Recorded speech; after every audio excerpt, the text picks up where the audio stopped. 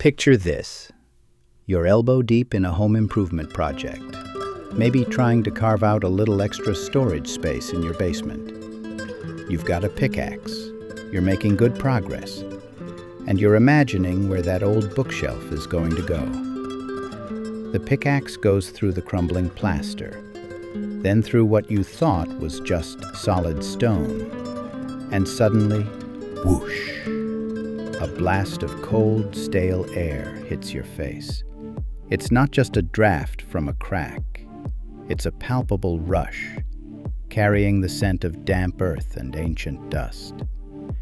You shine a flashlight through the newly formed hole, and instead of a few inches of rubble, you see a narrow, dark corridor sloping down, disappearing into an inky abyss. What do you do? Do you crawl in? Do you call the authorities? Do you just patch it up and pretend you never saw it? Well, one ordinary guy in the Turkish village of Derinkuyu faced this exact dilemma back in 1963.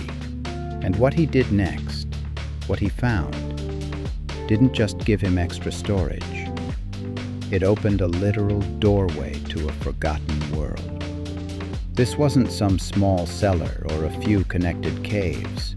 No, what he stumbled upon was an 85-meter-deep city. A labyrinthine marvel of engineering big enough to shelter 20,000 people, along with their livestock, their food, and their entire way of life.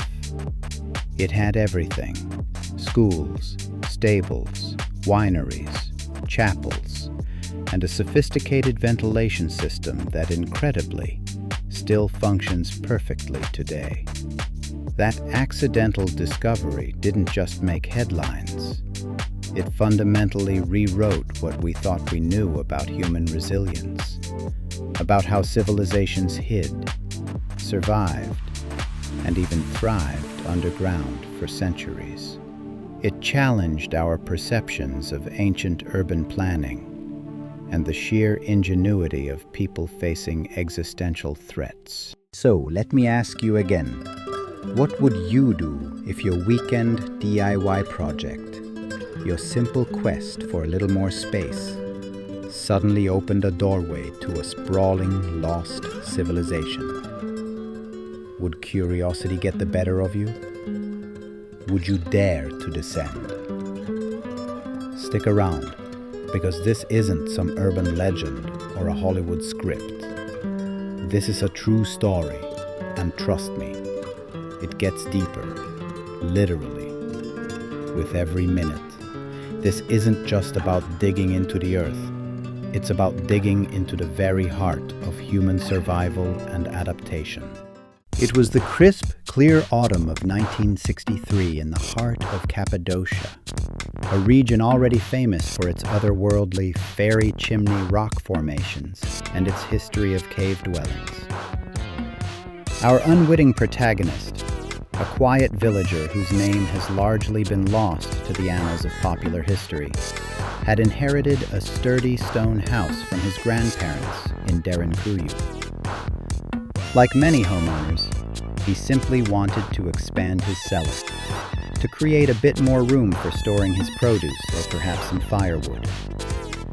He chipped away at what he believed to be a thick but otherwise unremarkable basement wall, expecting maybe a few inches of solid rock or some loose rubble behind it.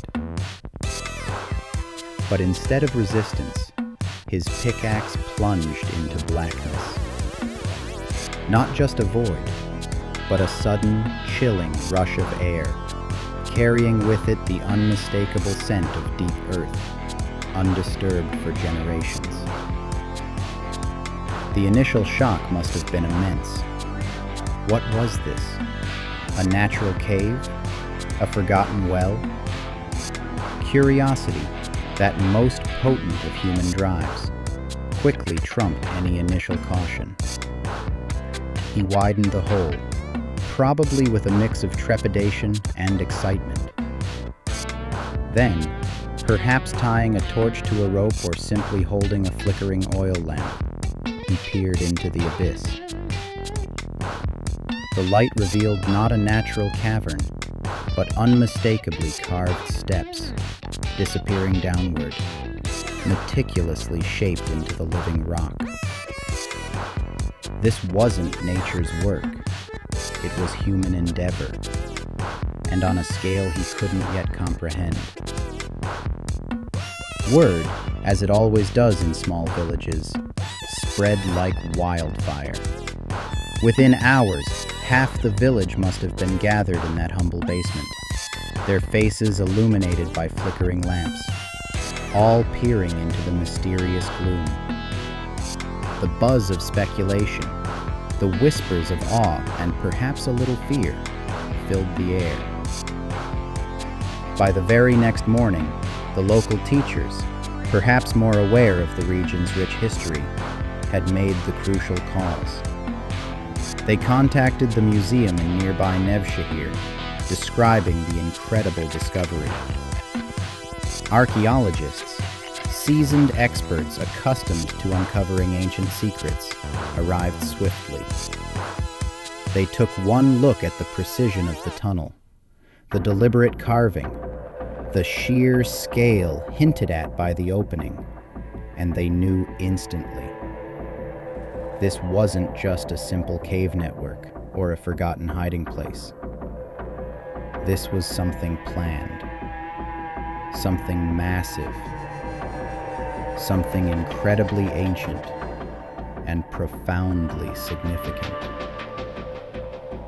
It was a city, buried alive beneath their feet. Imagine the scene, the air thick with anticipation. The archaeologists, perhaps a local guide or two, equipped with rudimentary flashlights and a healthy dose of academic bravery. They crawled, single file, through the newly opened passage, their beams of light dancing off the limestone walls. The rock still bore the distinct, almost intimate marks of the pickaxes and chisels that had shaped it centuries, perhaps even millennia earlier.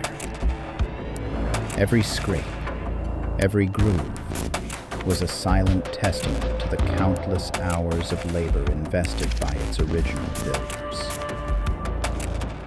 After what must have felt like an eternity, perhaps 20 meters or so into the earth, the cramped tunnel began to widen.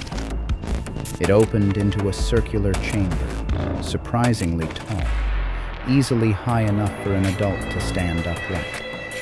This wasn't just a passageway. It was a space designed for gathering, for living. From this central hub, like spokes radiating from a wheel, side corridors branched off, each one angling deeper, further into the subterranean maze. The sheer architectural foresight was astounding. As their flashlights swept across the floors, they revealed scattered pottery shards, silent remnants of daily life. These weren't just random fragments. They were clues, tiny pieces of a vast historical puzzle. And above many of the doorways, chiseled with care and purpose, were Byzantine crosses, clear evidence of the faith that had once flourished in these hidden depths. One of the most striking observations was the consistent movement of air. Even though they were deep underground, far removed from any surface breeze, a gentle, refreshing current flowed through the chambers. It was a clear sign of an engineered system, not just a natural draft. One of the team members, perhaps trying to lighten the tense atmosphere, joked that it felt like entering a submarine, only this colossal vessel was buried upside down, deep beneath the Anatolian plateau. They began the painstaking process of mapping. One level was explored, then two, then three. Each time they believed they'd finally reach the bottom, another narrow stairwell, meticulously carved, would spiral even further down into the earth, revealing yet more chambers, more corridors, more evidence of an entire civilization hidden from the sun. The deeper they went, the more complex and extensive the network revealed itself to be, a testament to an unimaginable scale of effort and ingenuity. To truly appreciate Derinkuyu, we need to understand its geological context. The Cappadocia region sits on a unique cushion of soft volcanic tuff, a relatively porous rock formed from ancient volcanic ash. This material is incredibly easy to carve, almost like slicing through a dense cheese when freshly exposed. Yet, and this is the crucial part, upon contact with air, this same rock hardens, becoming remarkably stable and durable. This geological quirk made underground living not just possible, but highly practical, offering natural insulation and structural integrity. But practicality alone, as fascinating as it is, doesn't fully explain the existence of a metropolis 8 levels deep, capable of housing thousands. That's where history steps in, providing the compelling motive. Invasion, persecution, and relentless sieges. This wasn't a choice for convenience. It was a choice for survival. The earliest inhabitants to begin tunneling in this manner were likely the Phrygians, an Indo-European people who started around the 8th century BC. They sought refuge from incessant Assyrian raids, learning to disappear beneath the earth when danger loomed above. Later, as Christianity spread, early Roman persecutors forced burgeoning Christian communities to seek sanctuary. The underground cities became havens where congregations could practice their faith in secret, away from the prying eyes and brutal hands of the Roman Empire. The most significant expansion of Derinkuyu, however, came much later, during the Byzantine era, when Arab armies swept across Anatolia in the 7th century AD, bringing with them a new wave of conflict and religious strife. The Christian communities of Cappadocia found themselves on the front lines. It was during this turbulent period that Derinkuyu truly transformed into a fortress of faith and survival. The Byzantine Christians expanded the city dramatically, adding chapels with distinctive cruciform alcoves, olive press rooms to produce essential oil, and even baptismal fonts, ensuring that their spiritual life could continue uninterrupted, even in the deepest recesses of the earth. But these cities weren't just passive hiding places. They were ingeniously designed for active defense. One of the most iconic features, and a brilliant stroke of engineering, were the massive rolling stones. These circular stones, almost a meter thick and weighing up to 1,000 pounds, were set in traps and could be rolled across doorways from the inside. Once in place, they effectively sealed off entire floors, turning the city into a complex, multi-layered puzzle. Any attacker who managed to breach one level would simply find themselves facing another impenetrable barrier, turning the entire city into a Russian doll of defensive layers, a nightmare for any invading force. These weren't just walls. They were psychological weapons, designed to frustrate, exhaust, and ultimately deter any would-be conqueror. Beyond sheer defense, the ancient engineers of Derinkuyu were masters of comfort and sustainability. let's talk about the incredible engineering that made life underground not just bearable, but surprisingly livable. The city's most vital artery was its 55-meter ventilation shaft.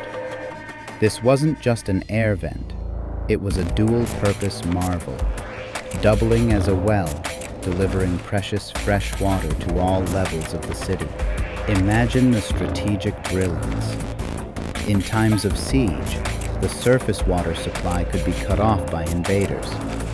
But the inhabitants of Derinkuyu had their own secure source, deep within the earth. Beyond the main shaft, a complex network of auxiliary air ducts zigzagged through the rock like tiny, hidden chimneys. These weren't haphazard. They were meticulously planned to ensure optimal airflow, preventing carbon dioxide from pooling in the lower levels, and maintaining a constant supply of breathable air for thousands of people and their animals. The result? A remarkably stable internal climate.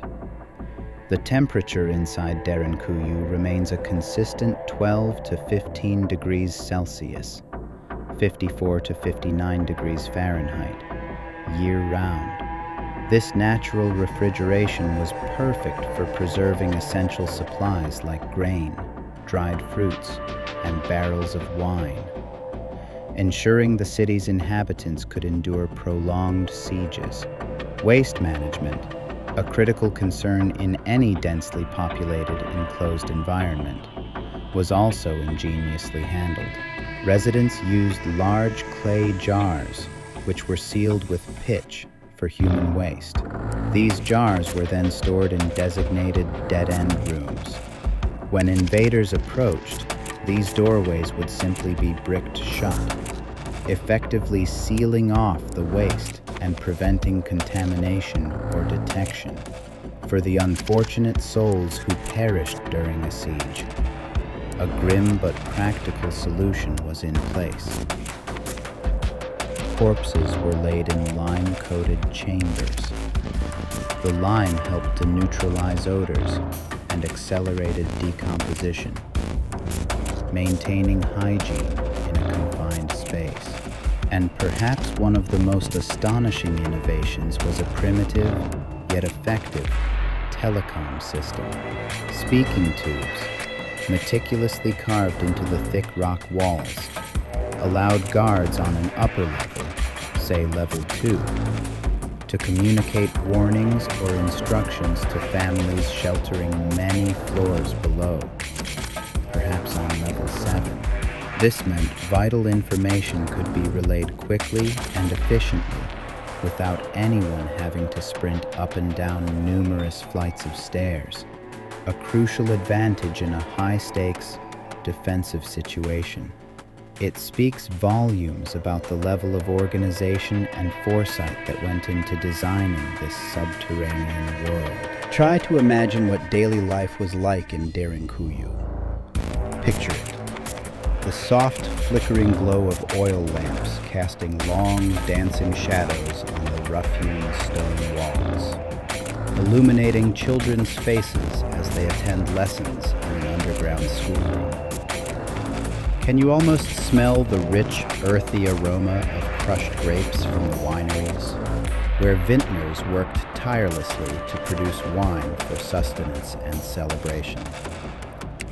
Or perhaps the faint, rhythmic clatter of hooves echoing from the ox stables, where livestock were kept safe and fed, providing essential milk, meat, and labor. Life in Derinkuyu wasn't just about hiding. It was about maintaining a semblance of normalcy, about preserving community and culture. Families kept pigeons, not just as a source of meat, but also as vital messengers, carrying dispatches to allied underground towns like Kaimakla, which was connected by a kilometers-long tunnel. This wasn't just a single city. It was part of a vast, interconnected network, a hidden highway beneath the earth. Women would gather in communal areas, grinding wheat on heavy hand mills, often bolted directly to the stone floor to prevent them from being moved. The rhythmic crunching sound of grain being turned into flour would have been a constant backdrop to daily life. Meanwhile, men would tend to the vast storerooms, meticulously organized and packed with provisions. Dried apricots, walnuts, and barrels of salted mutton, all carefully preserved to last through long periods of isolation.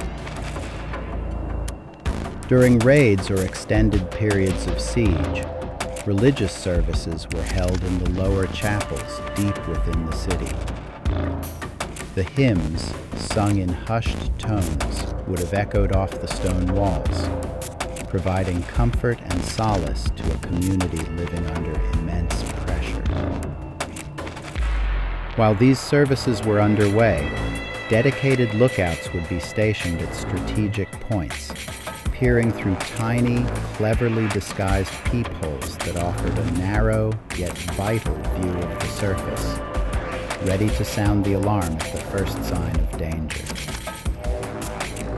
Archaeologists have even unearthed small, poignant proof that childhood carried on, even under siege. Among the discoveries were tiny clay horses, toys crafted by loving hands for children who knew only the muted light and constant vigil of life underground. These small artifacts remind us that despite the extraordinary circumstances, the fundamental human need for play, for family, and for hope persisted. Derinkuyu wasn't just a temporary refuge. It sheltered people on and off for centuries, its stone walls bearing witness to countless generations. It provided sanctuary during the brutal Mongol incursions of the 1240s, and its protective embrace extended even under Ottoman rule, serving as a haven for the local Cappadocian Greek Christians. For a long time, it was a living, breathing city, albeit one hidden from the world above. But history, ever moving, eventually brought an end to its active use. Following the population exchange between Greece and Turkey in 1923, the Cappadocian Christians, who had made Derinkuyu their ancestral home for so long, were forced to leave. They departed, taking with them not just their belongings, but also the intimate knowledge of the city's complex entrances, its secret passages, and its operational intricacies. Over time, without its inhabitants, Derinkuyu slowly faded from memory. Entrances were naturally filled with rubble and debris. Goat stables, built by new settlers unaware of the ancient marvel beneath, were constructed over vital air shafts, further obscuring the city. The knowledge of its existence, once passed down through generations, became fragmented, then forgotten. The city, once a bustling sanctuary, simply slept. It lay undisturbed, a silent subterranean time capsule, until that accidental pickaxe blow in 1963 woke it up from its long slumber. Since its rediscovery, only a fraction, a mere 10% by some estimates, has been fully excavated and made accessible. The sheer scale of what remains hidden is staggering.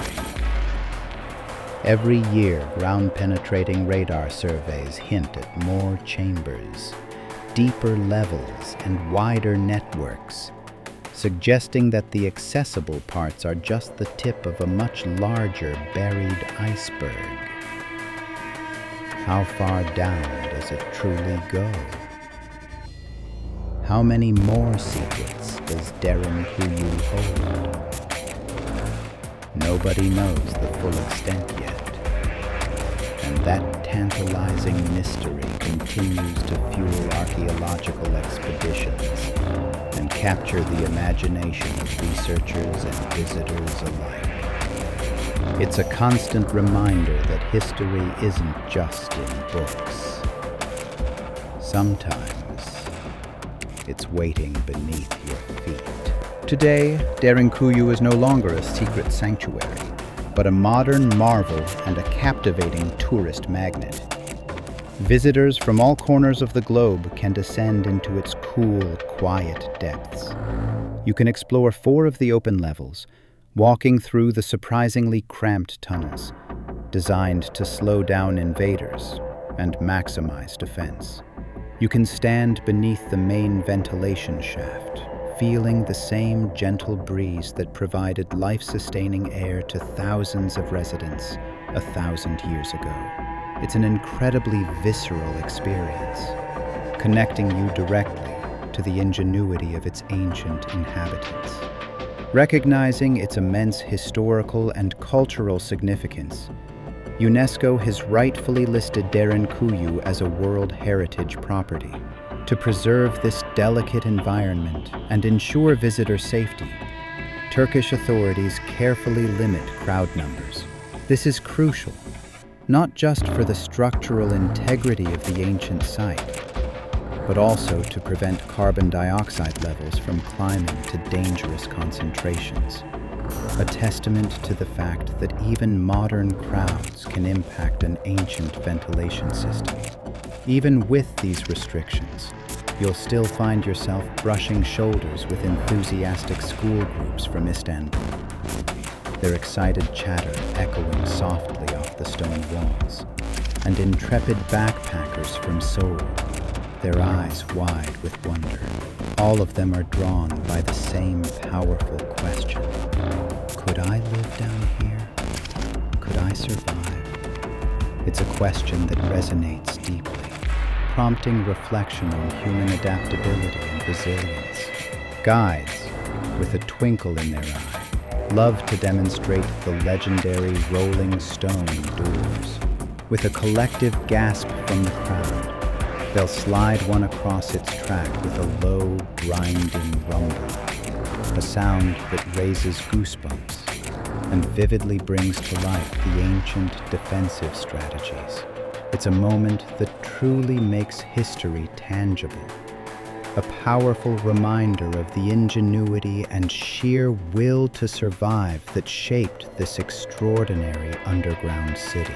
Derinkuyu isn't just a fascinating archaeological site. It's a profound teacher. Its very existence is a testament to human resilience, a masterclass in adaptation.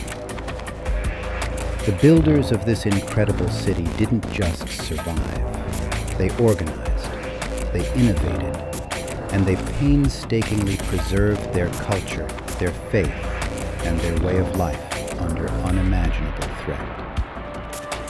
It shows us that even when the world above is hostile, humanity possesses an incredible capacity to create sanctuary and sustain hope. Modern engineers, facing contemporary challenges, still study Derinkuyu. They analyze its ventilation ratios, marvel at its structural stability, and draw inspiration from its ingenious design principles. Disaster management teams, planning for future emergencies and the need for robust, self-sustaining shelters, copy the compartmentalized design and strategic resource management evident in Derinkuyu for their own emergency bunkers. It's a living blueprint for survival, proving that ancient wisdom often holds modern solutions. And every tourist who emerges blinking into the bright Cappadocian sunlight after exploring its depths, carries away more than just photographs. They carry a powerful, visceral reminder that human ingenuity, when pushed to its limits, can transform the most basic of materials, solid rock, into a refuge, can turn fear into community, and can forge isolation into a thriving, self-sufficient civilization.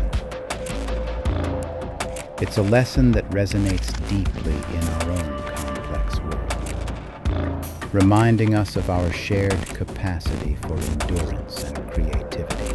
What makes Derinkuyu even more extraordinary is that it isn't an isolated anomaly.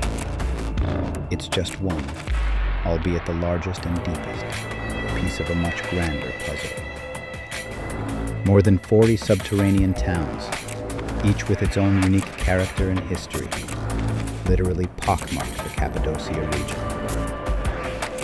And here's the truly mind-boggling part. Many of these cities, including Derinkuyu, are connected by an intricate web of tunnels, some wide enough for 3 people to walk abreast, creating a vast, hidden highway beneath the earth. Archaeologists and historians now believe that locals could travel from one end of Cappadocia to another, traversing distances of hundreds of kilometers without ever seeing the light of day. Imagine that. A medieval Uber system, powered by foot and torchlight, allowing safe passage, trade, and communication across an entire region, all hidden from the dangers above. It speaks to an incredible level of cooperation, trust, and shared purpose among these ancient communities.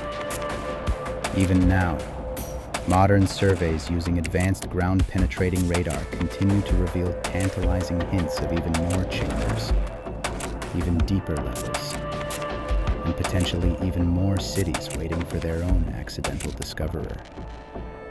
It's an ongoing mystery, a continuous unfolding of history, right beneath our feet. Perhaps the next one won't be found because someone is renovating a basement. Maybe the next lost city will be unearthed because someone decides to knock down an old garden shed, or perhaps even just digging for a new fence post. The earth still holds countless secrets, waiting patiently for the right moment and the right curious individual to bring them back to light. Want more incredible stories where ordinary people stumble onto extraordinary history? Where the past isn't just dusty textbooks but a living, breathing adventure? Then make sure you hit that subscribe button and ring the notification bell so you don't miss the next lost city we dig up, or the next amazing historical secret we uncover. So, the guy with the pickaxe, our unwitting hero, never did get that extra storage nook he originally set out to create. But in a twist of fate far more profound than any home improvement project, he got something infinitely better. He reopened a time capsule.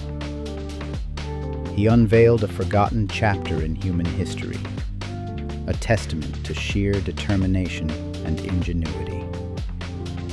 Derinkuyu stands today as undeniable proof that when the world above turns hostile, when survival is on the line, humanity possesses an incredible capacity to carve out safety, to create beauty, and even to preserve faith in the most unlikely of places, deep below the surface. So, the next time you open a cupboard, or perhaps hear a hollow sound behind a wall in your own home, pause for a moment before you patch it up. Because, just perhaps, history itself might be waiting patiently on the other side, ready to tell its next incredible story.